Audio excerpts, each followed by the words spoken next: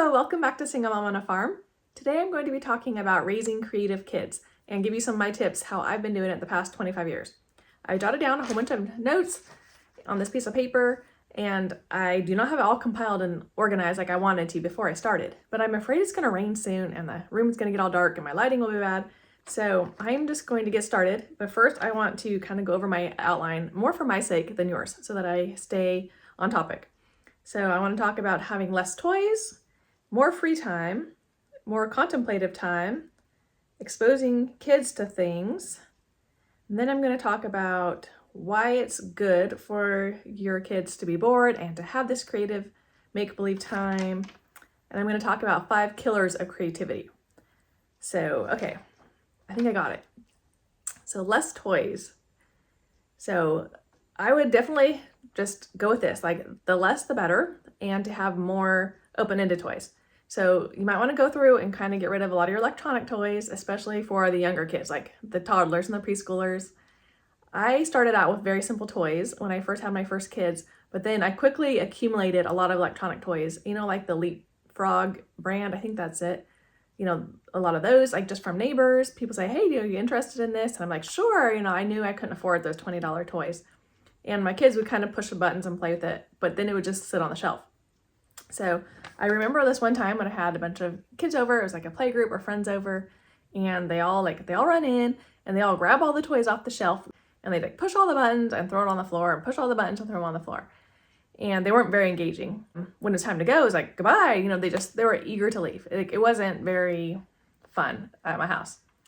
And I remember always walking in the room, they're always all over the floor. These electronic toys that either my kids or other kids would take off the shelf and play with and leave there on the floor. And so I ended up just getting rid of them and just keeping the classic blocks and Legos and train tracks, dolls, more open-ended toys that kids could be creative with. Dress up, play shoes, play purses, things like that. And then I noticed when I did have friends over or a play group at my house, the kids are like, what do we do? What's there to do at your house? They look at the toy shelf and it's kind of hard to see what there is to do. But it made them be really, really creative. Sometimes they would say, oh, you don't have anything to do. And they'd go outside and jump on the trampoline. And the first thing they did when they got on the trampoline is run in circles. Have you ever noticed that? Kids just are often running in circles, and that gives their brain a lot of time to think. And gave them time to talk to each other and figure out what to do. They didn't always do this. I just remember one time. But other times when they'd come over, then they would have to create things in the bedroom. And they would say, hey, we can play dress up, we can play doctor, we can play store, house, all those kinds of things. And they start playing more creatively with the toys that we had. So I was just like, this is way better. Oh, and then when the kids had to go home, they didn't want to. They never wanted to leave. And so that became my new little motto. It was when kids come over to my house, I want them to be having so much fun and so invested in it, the activity, that they don't want to leave. That it's hard to pry them away from it because they're in the middle. But mom, we're going to space. We built the spaceship. We built this, we have that. And I want them to just be a child, just being so absorbed in that and not even thinking about, is my mom coming home soon? What are we having for dinner today? What else are we have going on? I want them to just forget all of that. So less toys is what helps my kids be a lot more creative and then get into that big, sucked out space where they are just playing really creatively. And so then that brings me to the number 2 tip that I have, is to have more free time and less stuff to do, like places to go and activities and scheduled things. Give them big chunks of creative free time. And same when I had friends over, they're like, hey, can you watch them for an hour? I'm like, yeah, but what are we gonna do for an hour? Maybe Play-Doh, maybe one thing.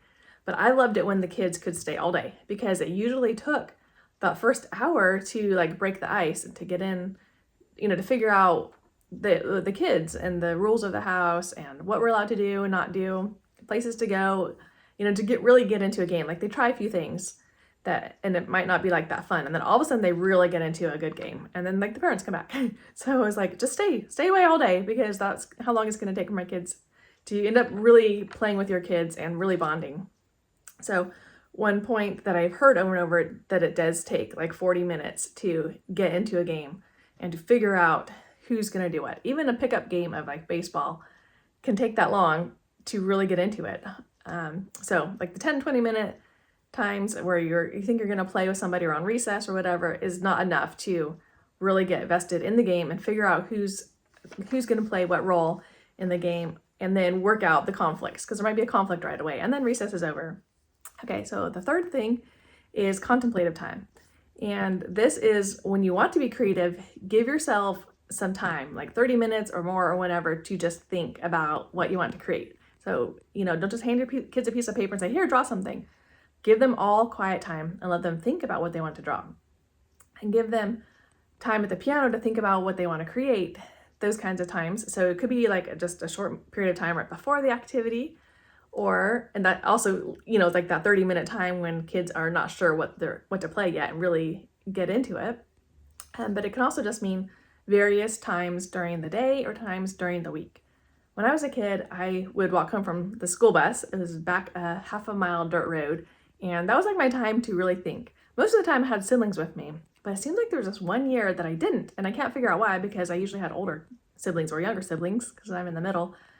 But I remember this one year of walking home every day and thinking and like imagining things, like imagining what if I could fly, and I like imagine like a jetpack or something like that with like helicopter wings, and flying home. I would tell myself stories and like make up stories all the way home. And I remember being sad when I got home. I'm like, wait, I'm home. I'm not done with my story yet, or I'm not done with my imaginative activity. And it's weird because all the other years I hated walking home from the school bus. I was like, Mom, could you pick us up at the end of the road? And she didn't. She's like, walking home is good for you. And it truly was. I'm so glad that I had that time.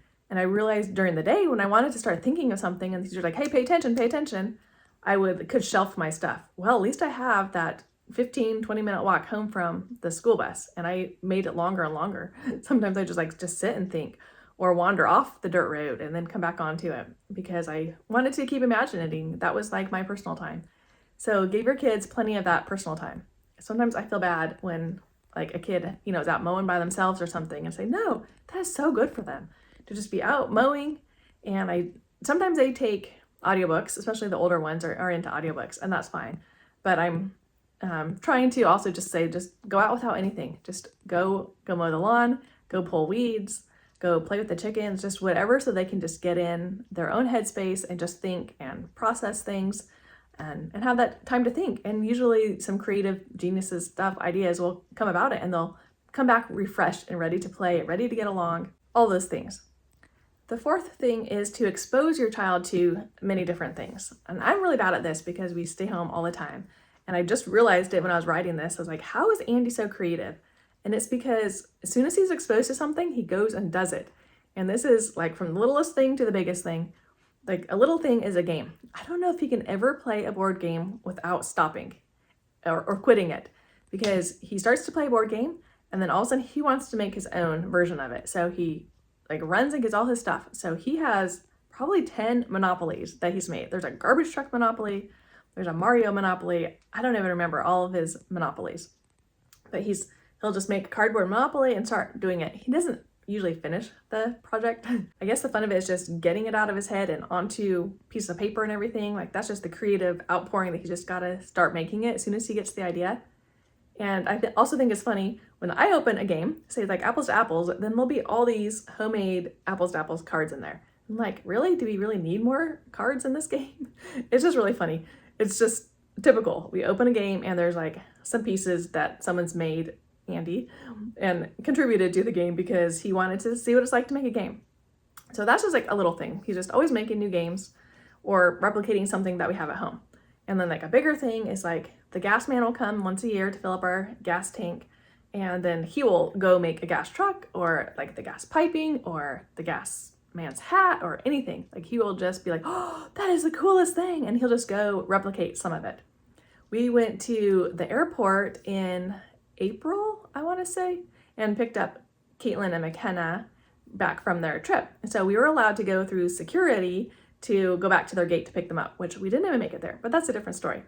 So we were going through security, and it was the longest security line ever.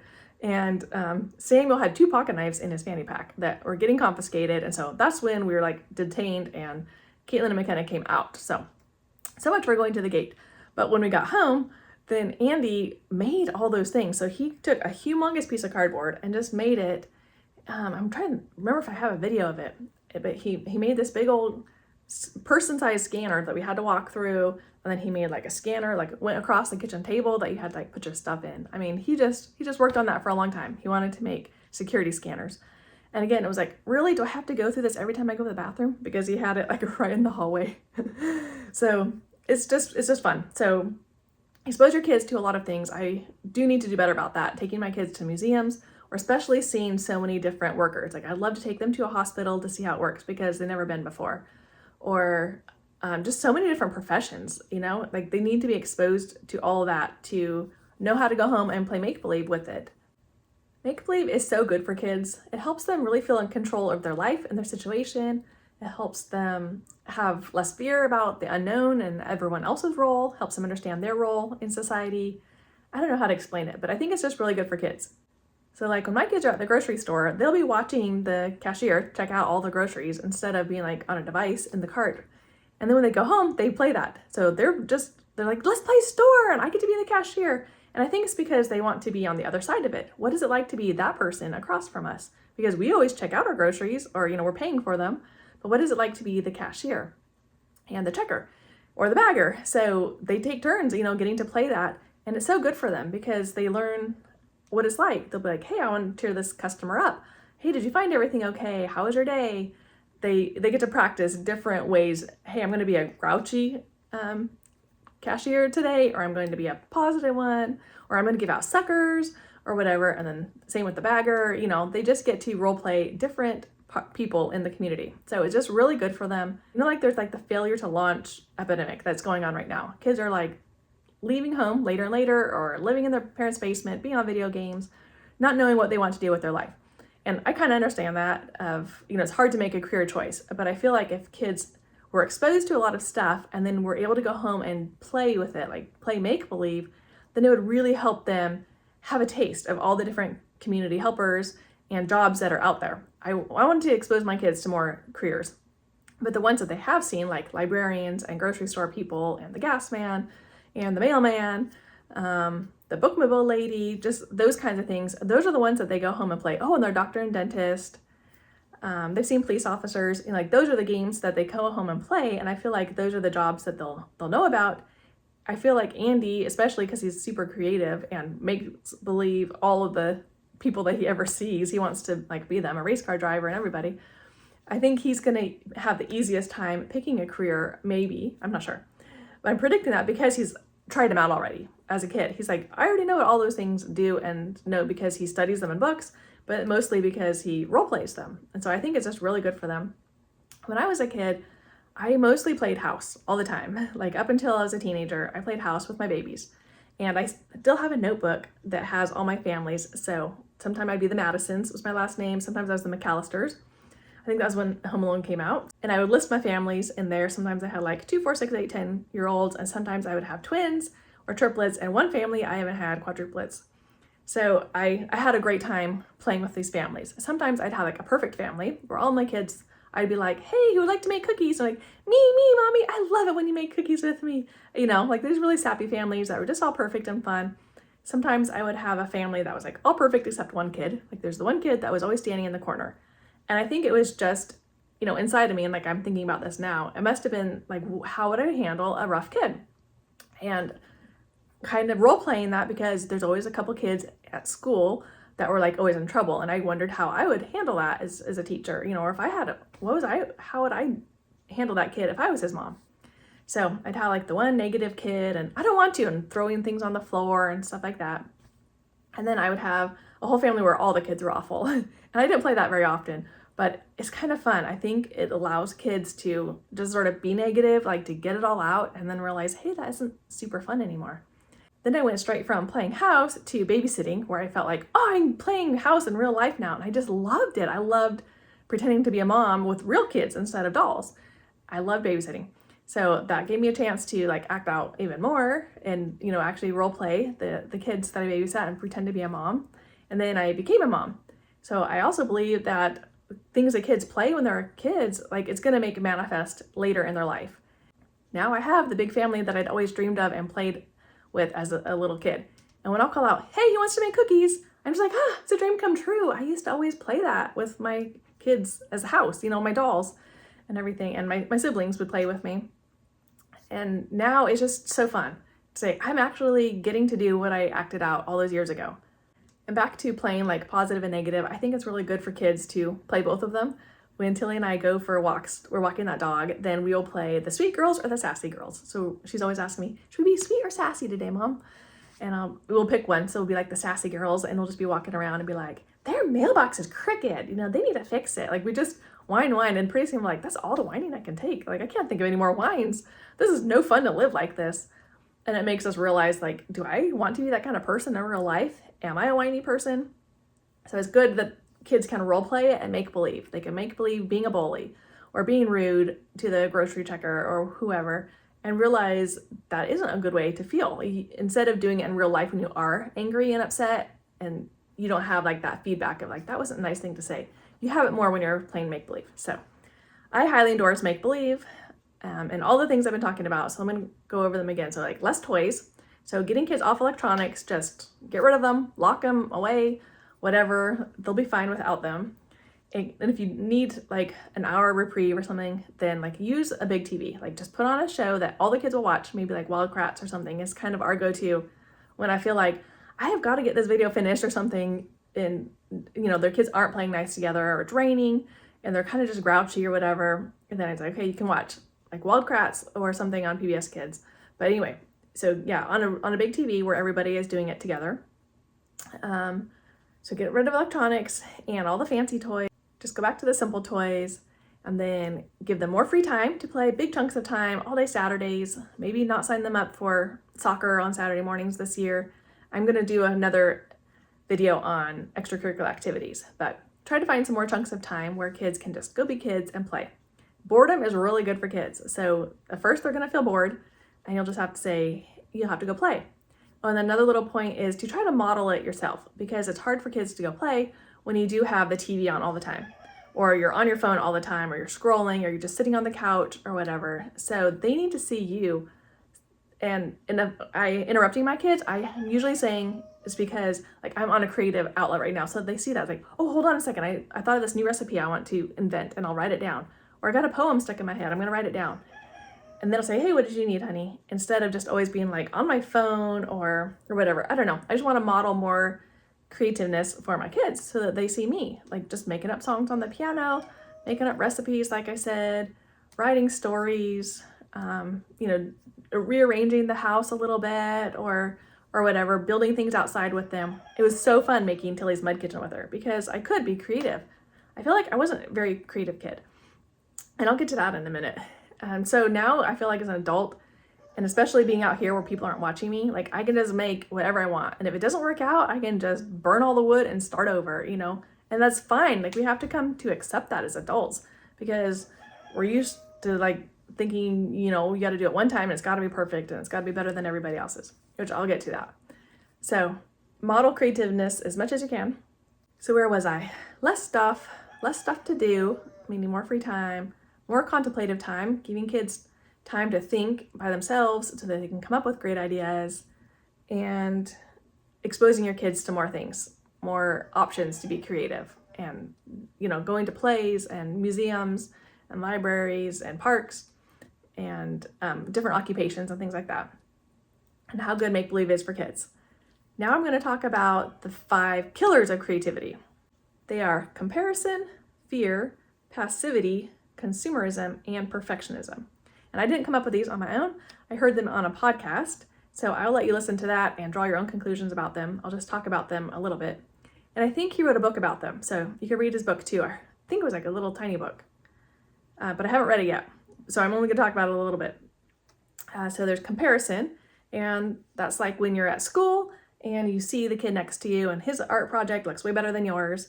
And so you're just like, never mind. I'm not going to be creative. I'm not nearly as good as they are. Those kinds of things. Or you're at a piano recital and the same thing. Oh, they're way better than I am. So you just kind of give up piano lessons. Okay, there's fear. And your fear of ridicule, rejection, disappointing somebody, just getting an F, whatever it is. Passivity. I think that's just not even trying. Just being a passive observer. You just don't even get out and try anything. Consumerism, I guess, is just everybody's in consuming mood. You're just always scrolling your phone and watching shows and buying stuff instead of like trying to make it yourself, like making curtains or a tablecloth or something easy. And then perfectionism. You feel like you'll never be good enough. You'll never get the piano, really great. So you just don't even try anymore. And in the podcast, it was on 1000 Hours Outside, which is like my favorite podcast. And if you want to get your kids really creative and outdoors more and just inspired, just listen to that podcast. Like all the episodes are just amazing. They are just really inspiring. But in this one, Ginny tells of when she had to make a house. I guess they had to like invent a house or something like that in school. And her idea was to like live in a balloon. And I can't even remember it. I'm not good about retelling things I learned. But she did it all by herself. And she was really proud of it and thought it was great. Well, other kids came in with their houses and theirs were a lot better. And she could tell that the parents had done them. She's like, that is not fair. So she got a C, and she had never gotten a C before. And that just killed her creativity. She's just like, I'm done. I'm not a creative person. So she just kind of lived with that label in her head all the time.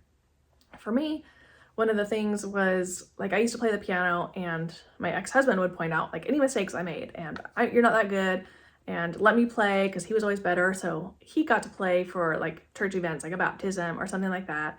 And so I just like killed it, it's like I'm done playing the piano and it doesn't matter. And then my kids have gotten really, really good. So from now on, like they start surpassing me at age 11. I think like the whole first 7 kids have. So I'm just like, why play? Because now I always have teenagers and they're always better than me. So I'm embarrassed. I'm very embarrassed to play the piano, and they'll be like, well, that's as good as you got and you're like 45, like I was better than that when I was 12. So I'm scared to play. So I've got the fear, and I'm comparing, and perfectionism, like I've got it all. So I guess I don't have a point to that, but it's real. Our creativeness is killed somehow. And so think about how your creativeness has been killed, and why don't you feel like you're a creative person anymore, and then stop being so passive and just go do it. Just go try it. I love being a mom because I felt like it really awakened me to be creative, especially when I could like hide it from friends or husbands or anything like that. I remember with my oldest, we just sat outside and on a really beautiful fall day, and I had a book and I had a piece of paper, and I'm like, I just feel like drawing, and I don't remember why, but I couldn't think of anything to draw because I'm not an artist. I can't draw anything. And I ended up drawing a pumpkin that was on the cover of the book that was under my piece of paper. And so I drew a pumpkin, and I was so proud of it. I was like, oh, this is a wonderful pumpkin. And then I taught her to draw pumpkins. And so from now on, I can draw pretty well as long as I have a book to draw from. And I love to sketch out of like picture books.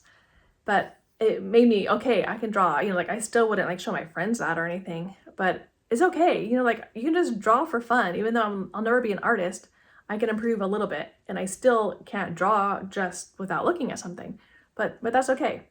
I got a nature journal like in 2019, and I would do a lot of nature camps with extra kids, or nature school with our own kid, which I don't do a video about nature school because I love it. But I would take my sketch journal and start drawing, and it was just therapeutic. I mean, it's just wonderful. You just feel inspired. You feel more creative. You feel like you have better skills to handle the rest of your day, like the stress that you have in traffic or tantrums or other things. So go be creative, like yourself. Model it for your kids. Give your kids lots of free time to go do it. I feel like there's so many benefits, and I won't go through all of them, but besides like being able to choose a career later on, like it's really helpful. I feel like they have better self-worth, and they're just proud of themselves all the time. They're like, look what we built, even if it's just like this little teepee. And they are never bored. I mean, and when they are bored, it's good for them because that's going to inspire you to be creative.